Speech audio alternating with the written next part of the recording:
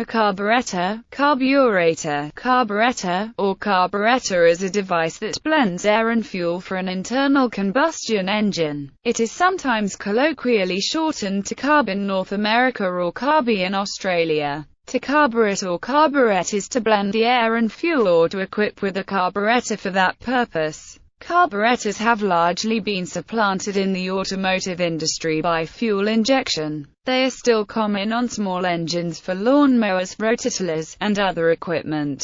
Etymology: the word carburetter comes from the French carburetor, meaning carbide. Carbure means to combine with carbon. In fuel chemistry, the term has the more specific meaning of increasing the carbon content of a fluid by mixing it with a volatile hydrocarbon. History and development. The first carburetor was invented by Samuel Mori in 1826. A carburetor was invented by an Italian, Luigi de Cristoforis, in 1876. Another carburetor was developed by Enrico Bernardi at the University of Padua in 1882, for his motrice Spia. The first petrol combustion engine prototypes on 5 August 1882. A carburetor was among the early patents by Carl Benz as he developed internal combustion engines and the components. Early carburetors were the surface carburetor type, in which air is charged with fuel by being passed over the surface of gasoline. In 1885, Wilhelm Maybach and Gottlieb Daimler developed a float carburetor for their engine, based on the atomizer nozzle. The Daimler-Maybach carburetor was copied extensively, leading to patent lawsuits.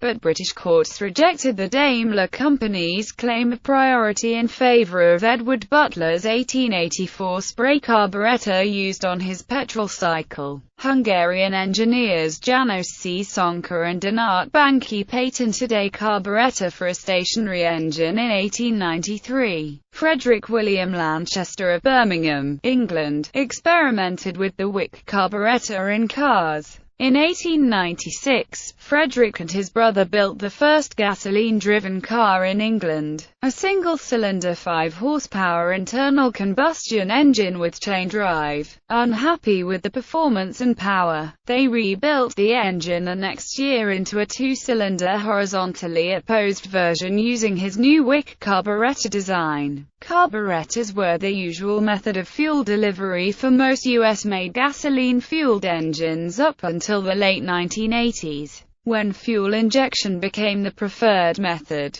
This change was dictated more by the requirements of catalytic converters than by any inherent inefficiency of carburation. A catalytic converter requires much more precise control over the fuel-air mixture to closely control the amount of oxygen in the exhaust gases. In the U.S. market, the last carbureted cars were 1990, Oldsmobile Custom Cruiser, Buick Estate Wagon, Cadillac Brougham, Honda Prelude, Subaru Justy. 1991, Ford Crown Victoria Police Interceptor with the 5.8L V8 engine. 1991, Jeep Grand Wagoneer with the AMC 360 CU and V8 engine. 1993, Mazda B2200. 1994, Isuzu. In Australia, some cars continued to use carburetors well into the 1990s. These included the Honda Civic, the Ford Laser, the Mazda 323 and Mitsubishi Magna sedans, the Daihatsu Charade, and the Suzuki Swift.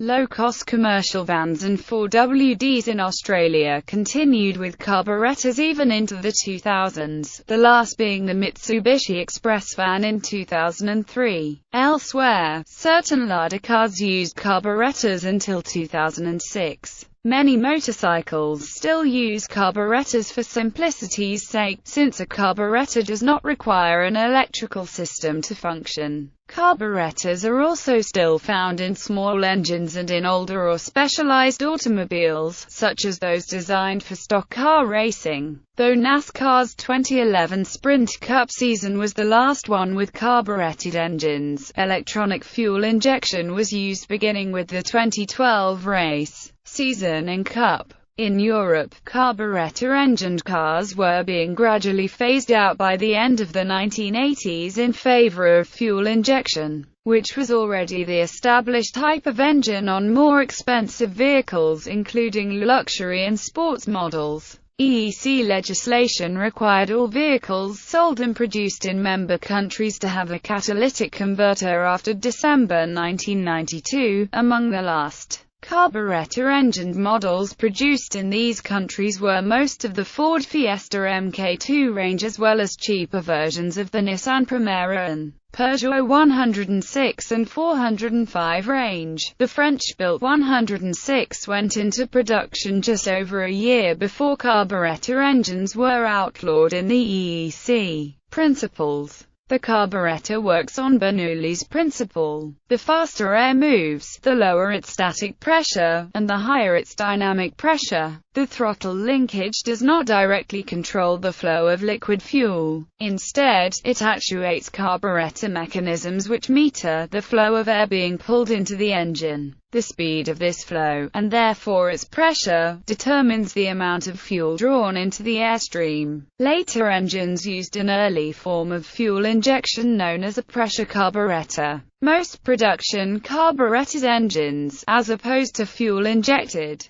have a single carburetor and a matching intake manifold that divides and transports the air-fuel mixture to the intake valves, though some engines use multiple carburetors on split heads. Multiple carburetor engines were also common enhancements for modifying engines in the USA from the 1950s to mid-1960s, as well as during the following decade of high-performance muscle cars, fueling different chambers of the engine's intake manifold. Older engines used updraft carburetors, where the air enters from below the carburetor and exits through the top. This had the advantage of never flooding the engine, as any liquid fuel droplets would fall out of the carburetor instead of into the intake manifold. It also lent itself to use of an oil bath air cleaner, where a pool of oil below a mesh element below the carburetor is sucked up into the mesh and the air is drawn through the oil-covered mesh. This was an effective system in a time when paper air filters did not exist. Beginning in the late 1930s, downdraft carburetors were the most popular type for automotive use in the United States. In Europe, the side-draft carburetors replaced downdraft as free space in the engine bay decreased and the use of the SU-type carburetor increased. Some small propeller-driven aircraft engines still use the updraft carburetor design. Outboard motor carburetors are typically side-draft, because they must be stacked one on top of the other in order to feed the cylinders in a vertically oriented cylinder block.